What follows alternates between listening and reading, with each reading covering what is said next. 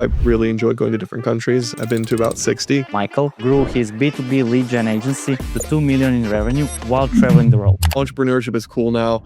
The barrier is even lower than ever, with information being accessible, with technology being inexpensive. Do you think being on a move like this, does that make you better in business, in life? Direct mail is not technical. It is purely effort and creativity based. And a huge advantage I have is best campaigns are like 1 out of 4, and our worst campaign ever is 1 out of 50, meaning 50 people to reach out to for a meeting. So is it the cheapest acquisition channel? No, it's not. Mail does have a cost to it, but it's really effective.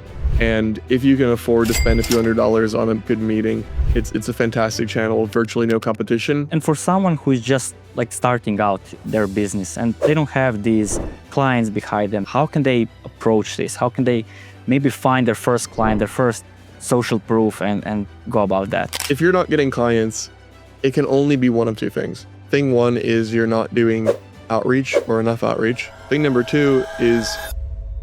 Welcome everybody to the first ever episode of the Founders Gambit. Today we have my friend Michael, who grew his B2B lead gen agency to 2 million in revenue while traveling the world. Michael, welcome to the channel. Yeah, Gabriel, thanks for having me here. Excited to have this conversation. Awesome, man. For anybody listening, I met Michael through Upwork and I was looking for someone to help me with my outbound. And of course, he was amazing. So we kind of stayed in touch. Michael, I think the best way to start is if you tell us a bit about yourself, who you are, and what do you actually do? Sure. My name's Michael Gardiner. I've been building agencies online since 2014. Started with an influencer marketing agency back before it was really a thing. I was able to grow about outbound messaging, outbound prospecting, and eventually sold it. Since then, started a couple other B2B service companies. Some have done well, some haven't, some have sold, others haven't. And currently, I run DFI meetings. We are a B2B lead gen agency.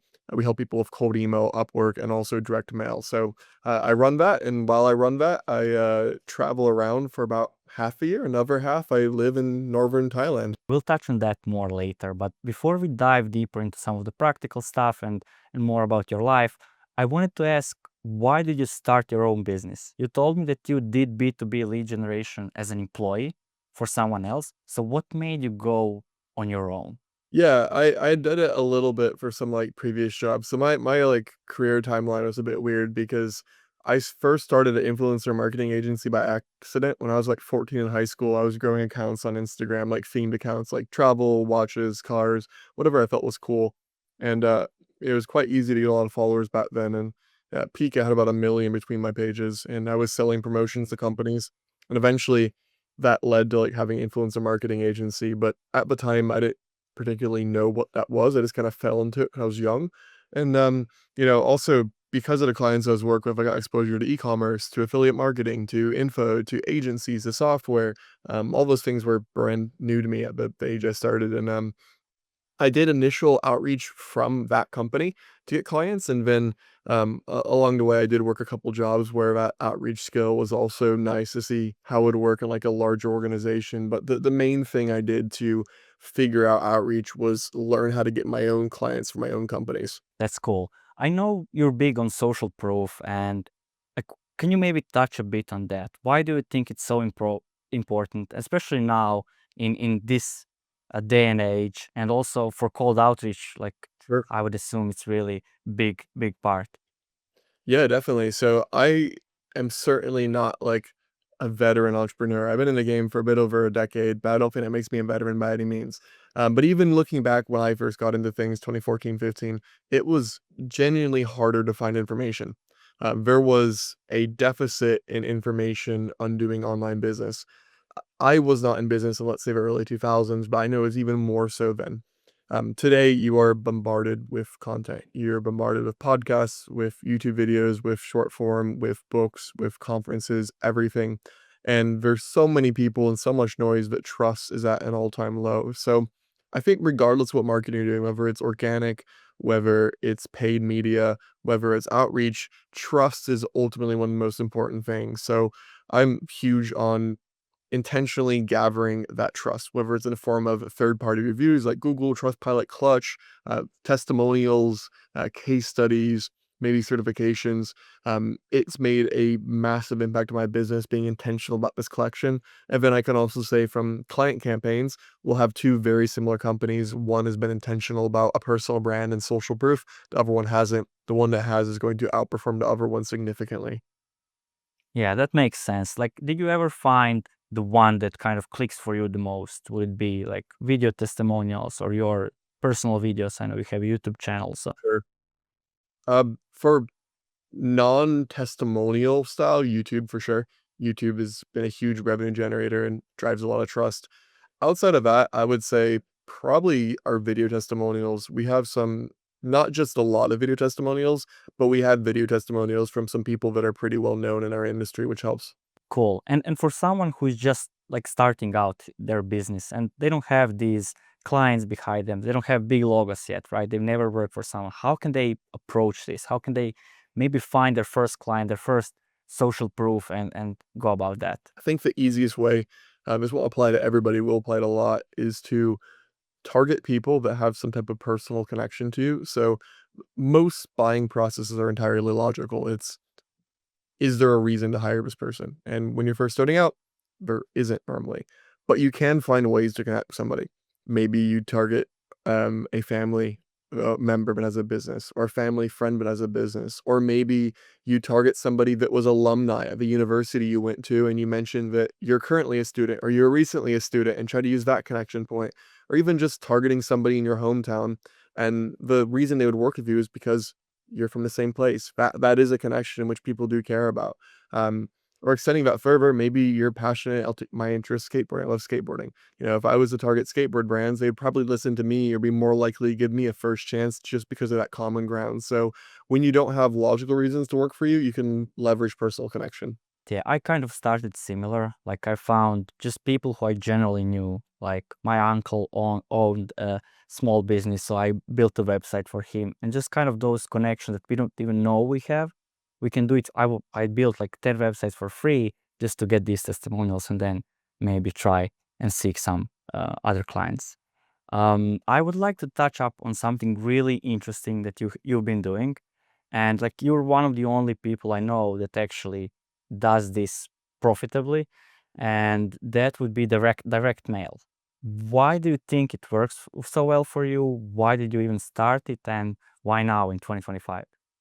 Sure. So I've always been a little bit unconventional in my marketing. That even when I got into cold email was a bit less mainstream.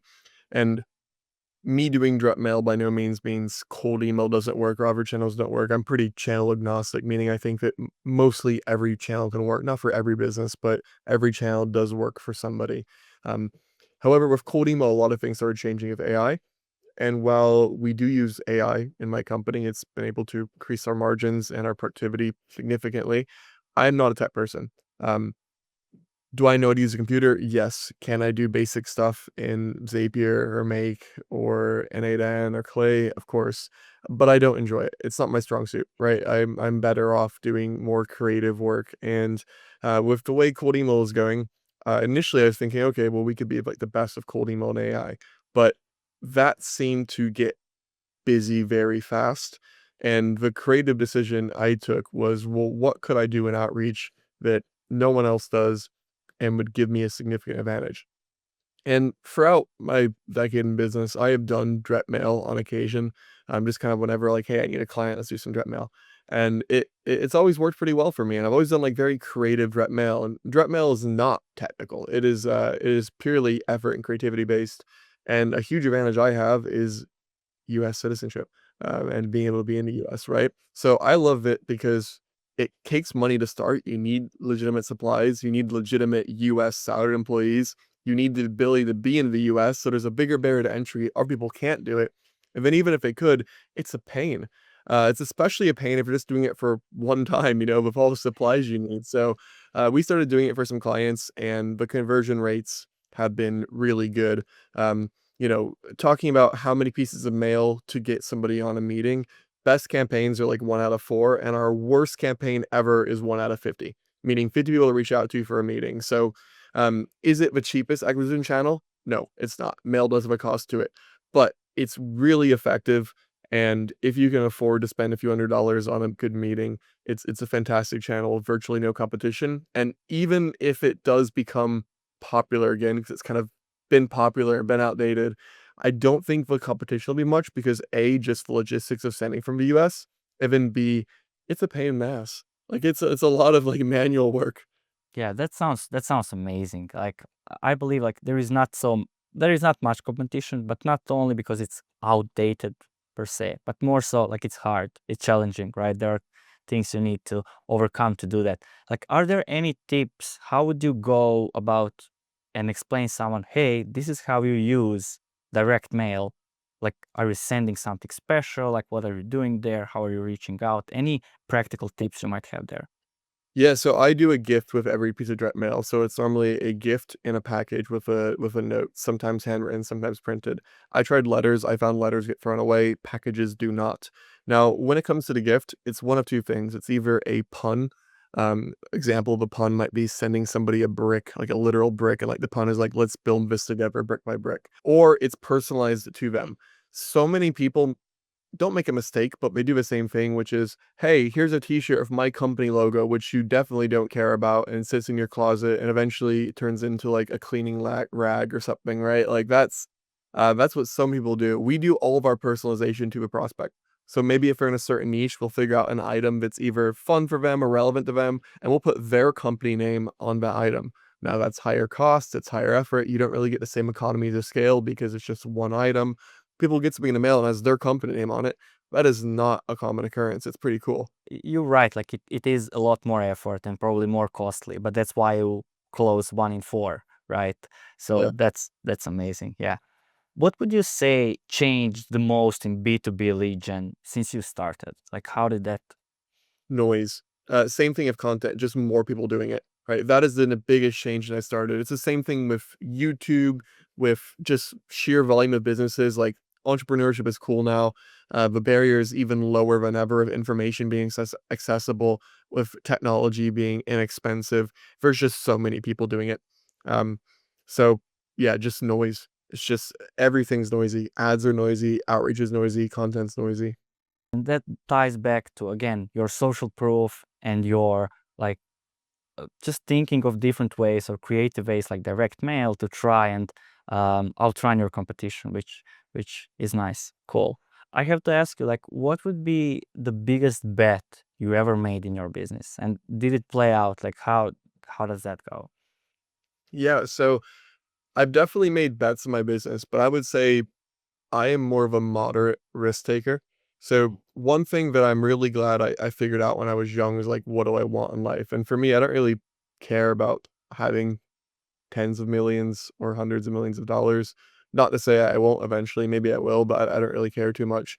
My main thing is like location freedom, time freedom, the ability to afford anything within reason. I don't mean like I don't mean I expect to be able to buy a $10 million home in cash, but like I have the car I want, I have the watches I want, I travel, I have investment properties, right? Like I'm able to buy things within reason. So for me, it never made sense to take massive risks.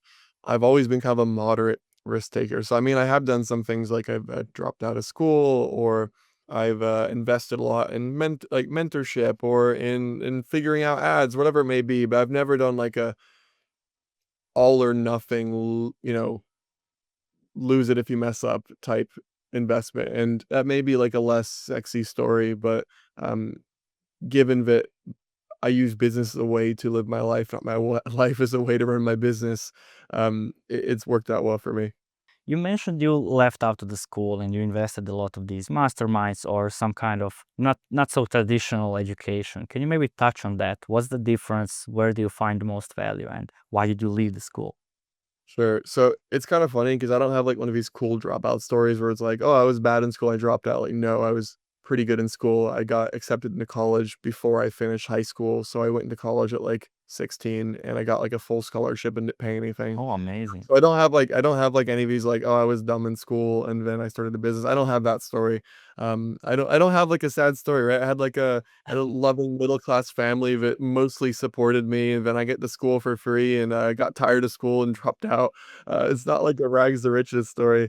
Um, during school, I was running my business and I was making decent money, so it wasn't like a shocking decision to drop out. And yeah, I just didn't really. I got kind of tired of school and balancing it for work. And funny enough, I only have like 2 classes left to graduate. I just didn't want to do them. So yeah, I think everybody tries to like make their story more dramatic or cooler than it is, but it's like it's I have a pretty stable upbringing with 2 parents that love each other and support me, and no insane hardship, to be honest. Not that I didn't have difficult moments, but, I think it's okay to not have a dramatic story. Yeah, I 100% agree with that. And yeah, people may even like bit um, exponentiate whatever the way they went through just to get this cool effect, which Yeah. yeah, crumbles. And this, like you mentioned, you invested a lot in this, like masterminds and stuff like that. How did that help you? Yeah, definitely. So, I've always invested in one of 2 things. Either A, if I want, like, specific technical knowledge, just paying consultants normally hourly or hourly packages, or B, if I wanna be around people that are at a similar place as myself, in community, in masterminds, in live events, in groups, and I think that some of them I went in were fantastic, others were okay. I've never been in any that I would say are bad, but some have been okay. But even ones that were okay, it's like, if it's a $5,000 mastermind, everybody in it paid $5,000 to join. Like, that is vetting of people, but the people in that are going to be higher quality than your average person. So, I've always been good at networking and meeting people. So, like, when I do join masterminds or programs, I'm quite proactive about meeting everybody in them. And as a result, that's made me money directly by signing clients, and indirectly just from knowing people that have referred me to people or whatever it may be.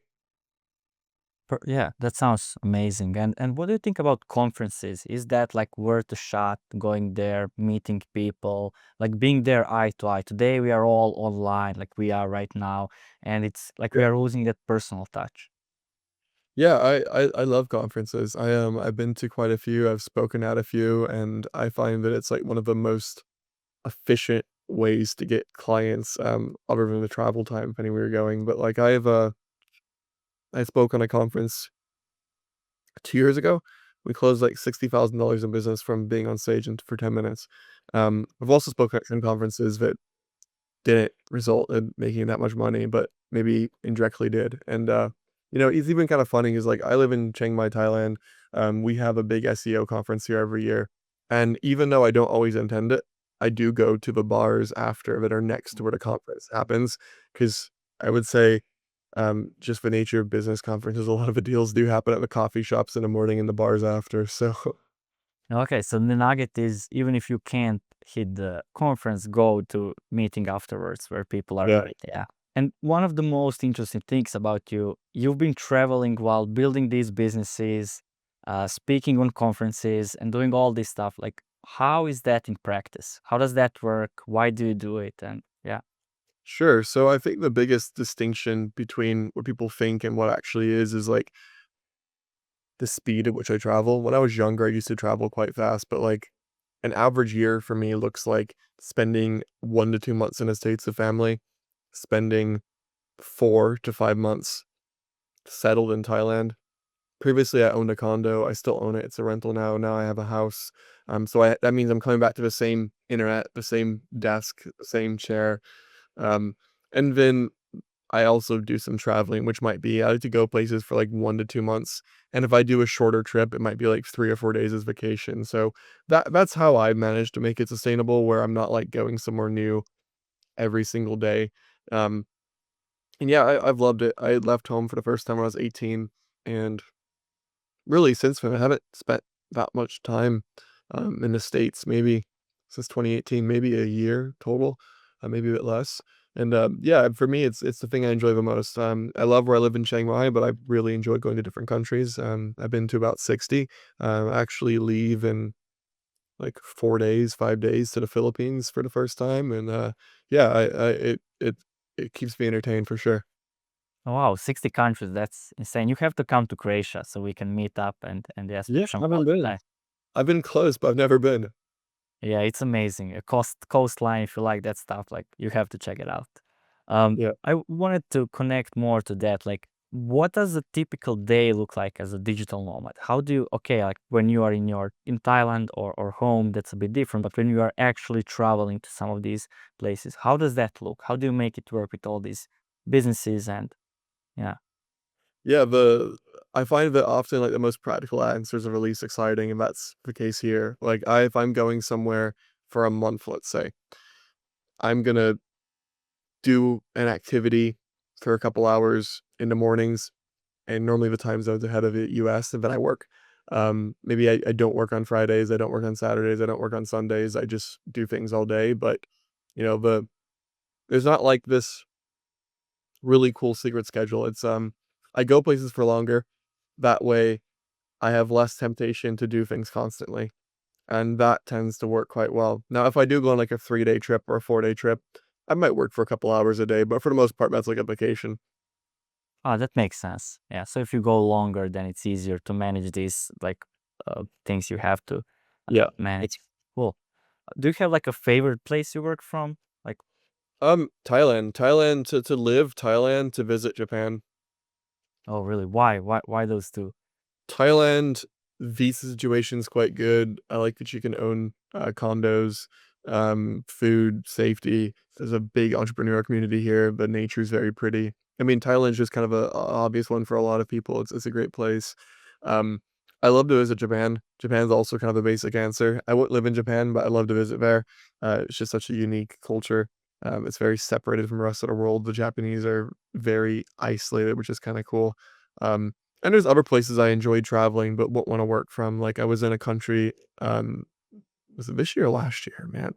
This year. This country this year that I really enjoyed. It's called Timor-Leste, which is one of the least visited countries in the world, and that was really cool. Had a great time there, but couldn't work there. Do you think like being on a move like this in these countries, like least popular country in the world, like does that make you better at in business, in life? Like do you learn some skills that way? I would assume so, right? Soft skills, yeah, for sure, for sure. I'm pretty good at getting along with people, staying out of trouble. Um, a pretty good developed street smarts, I would say.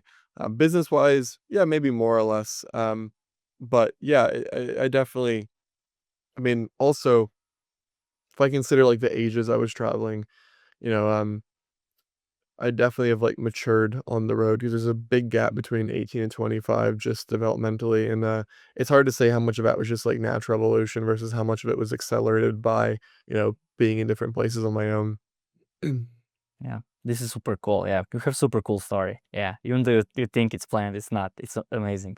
Um, if you could give a piece of advice to someone who is just starting out a lead gen agency today, like what would it be? You said it's so much noise. It's so much different than when you started. What are some practical tips you can give to these persons? So, like, specific to strategy, but personal outreach, like finding personal connections between people you reach out to because there isn't a logical reason to work with you. But on a more broad, I hate word mindset, but it is mindset, like a mindset level. I would say the biggest thing that I see, not just new Legion agency owners, but agency owners, new and established, do is they start the business and they do a little bit of outreach, and then they spend a bunch of time doing other crap. They spend time obsessing over their one client, or working on their website, or reading books, or developing SOPs, or setting up automations, or learning a skill. It's like, if you're not getting clients, it can only be one of two things. Thing one is you're not doing outreach or enough outreach. That's thing number one, so a lack of volume. Thing number two is you're doing outreach and it's not working and you're not changing things. Like, that's all it could be. It's either you aren't doing enough or you're doing enough, but you're blind to the results and aren't split testing. And what I find for most people is they just don't do anything. They get this business and they just don't do anything. They have this business and they think they're a cool entrepreneur and they read their little business book and build out some stupid automation for when to get clients and they don't do any outreach, right? Like, That's businesses, tough. yeah, yeah, it's test, get feedback, iterate, test, get feedback, iterate. And yeah, so I'd say audit yourself. Make sure you're actually doing outreach. Like, actually doing outreach is, or content, or just any marketing. Like, if you're not doing marketing, nothing's gonna change. Yeah, no one will know you're there. Do you have some kind of like numbers that like, hey, do this many daily, weekly, monthly, just for people listening, like how can they take a number and say, hey, after X amount of outreach, I should reevaluate my system and not quit too early or things like that. Yeah, it depends on the platform. I'll give 3 answers to that, but the first thing I'll give 4 answers. First answer is like how much time? Well, if you're building your business full time, then you should be doing close to full time doing outreach. If you're Oh, building I this love that. part time, then you should be doing close to part time doing outreach. That's the broad answer. I'll rail it into Upwork, email, and mail because there's 3 platforms I do the most. Cold email, about 2,000 prospects. If you haven't gotten any leads or any good feedback, you need to change something. Direct mail, about 50 prospects. That's a good sample size. And Upwork, about 100 applications. Based on that, like, would you then say for someone starting out, is it better to start on these different channels rather than cold email like Upwork because they should do mathematically lead Um, or less? It depends on the person. Like, direct mail is probably the most expensive one to start on, although it's not terribly expensive. Like, you might spend over $1,000 on 50 prospects depending on what you're doing. Um, so I would say if you are from a Western country, Upwork is probably the best place to start because it's the easiest to get clients, and you probably don't have, like, a hardened niche, and Upwork is great for, like, if you're niche agnostic. So I would say for most people, Upwork's probably the best place to start. Amazing. Do you have any thoughts on AI? Like, are you afraid of it? Do you guys use it internally? How has that dynamic played out? Yeah, I definitely use it in my business. We've been able to automate quite a lot of things with it. Um, I'm not super technical, so it's not something I'm hugely interested in. Um, Part of the pivot to mail, though, is I don't think mail will be interfered with too much with AI. Um, Also, I also have been doing a lot more planning around some YouTube things I want to do. Reason being is I also think that out of every social media platform, video content is probably gonna be the least affected by AI. That'd be my assumption. Yeah, and why do you think is that like people are turning to genuine other people because everything right now is AI generated. Yeah. LinkedIn is full. Yeah. Yeah, what LinkedIn posts and Twitter posts and even the comments, it's just like a bit of a bit of a shit show, it looks like. I found that, like, with the introduction of, like, AI content, I consume, like, no business content, like, none. I none at all. Like, I honestly, I don't think I've listened to a podcast, read a book, watched a YouTube video, or read a social media post about business in, like, 3 months. I just think the quality's gone down a little Yeah, bit. But, it is. uh, I'm sure that will change, and I'll be consuming different content at some point. But, yeah, video content seems it's already, like, the hardest thing to do because most people don't wanna be on camera. Um, but Especially long form, right? Like podcasts like this or longer video, 20, 30 minutes. That's hard. That's tough. yeah. Yeah, I do agree. So, yeah, that's kind of part of my plans. But ultimately, if AI overtakes everything, I don't really care because I uh, I have my investment properties and my investments and my safety net, and I'm chilling. So I am kind of past my years of worrying. That's lovely. Yeah, you'll be fine. Yeah. We are always like from development state standpoint, right? We are always looking, hey, like every client, hey, are you afraid that AI will replace you? Like not yet. Like we're fine. Like AI is doing a lot of things wrong right now. It's doing some things right and you can use it. And if you're a developer and not using it, you're wrong. But yeah, it's not there yet. Um 20% population can't change their password without help, so I'm not too worried. Yeah, exactly. Okay, before we close this off, like I have like a rapid fire round where just whatever pops on your mind for just say. So, what's the first thing you check when you wake up? Messages, Messages. Yeah, cool. What's kind of your superpower? What is your strong point? meeting people. What's one thing people get wrong about B2B outreach? Amount of volume you need to do is a lot higher than most people anticipate.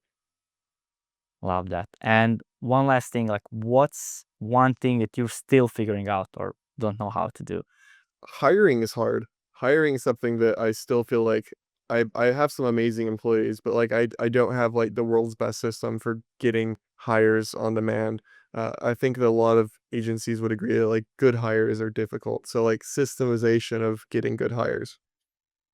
Yeah, I would agree on that as well. Like for especially like us on Hire a Dev, like before on my Alicta, an agency, like it's really like one developer or one employee can change your whole business. If it's like an A player that they can do things themselves, you can rely on them. It's so good. And then if you hire someone a bit worse, it's just more headaches for you. It's tougher, it's harder. And yeah, I think systems need to be in place for that for sure. I would agree. Yeah, that would be all, Michael, for today. Thank you very much for joining me. Where can people connect with you, learn more about what you guys do at Done For You meetings, and yeah, maybe share some of your socials? Yeah, absolutely. Thanks for having me on. So everything that I do is linked to my YouTube. My YouTube is my name, Michael Gardiner. Maybe you have a link below. So if you want to find my agency or coaching or any other social media channel, it all starts with my YouTube. You can go there and find it in the description. Thank you. Amazing. I'll link your channel down below. And yeah, thanks for this. Bye. Yeah, absolutely. It was fun.